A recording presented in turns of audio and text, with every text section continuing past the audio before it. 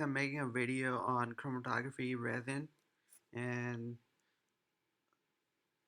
so basically this is a chromatography column, and here you can see the white thing is a resin.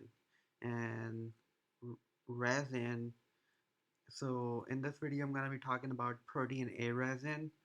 So for that, this is how it looks like.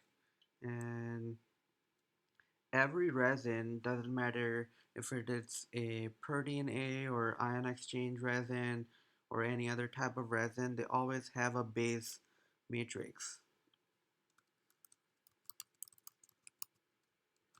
So in this case, agarose is used as a base matrix, and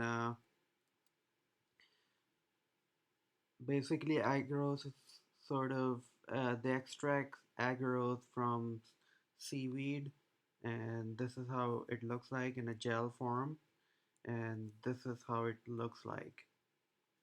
But protein A is a ligand attached to this uh, agarose matrix, and protein A is 42 kDa surface protein originally found in the cell wall of the bacteria Staphylococcus aureus.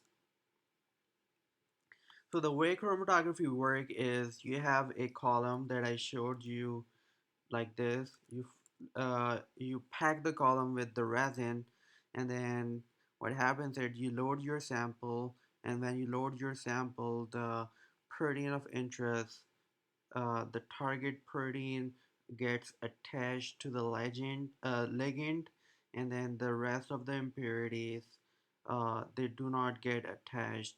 So when you wash the column, what happens is the other proteins and impurities, they are out from the column, but the protein of interest remain attached to the resin.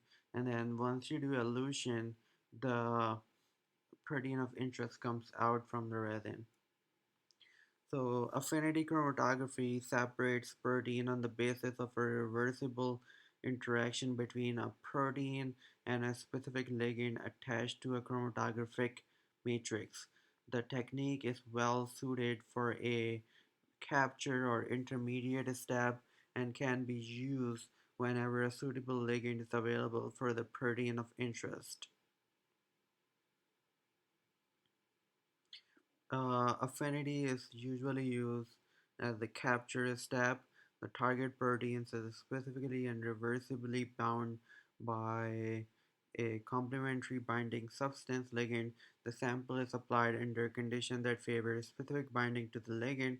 Unbound material is washed away, and the bound target protein is recovered by changing conditions to those favoring desorption. Desorption is performed specifically using a competitive ligand or non-specifically by changing the pH, ionic strength, or polarity. Samples.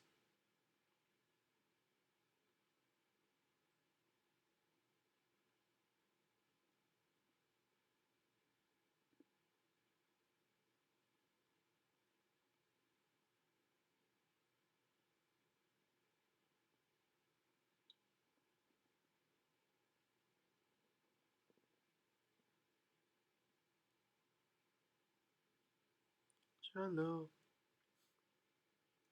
So, for example, on a molecular level,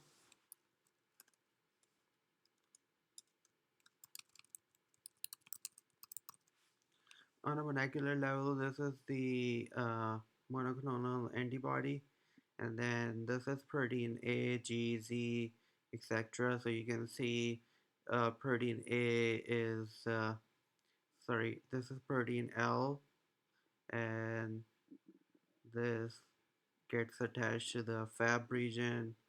Pro A is mainly attached to the uh, FC region of the immunoglobulin, and this is also Pro A.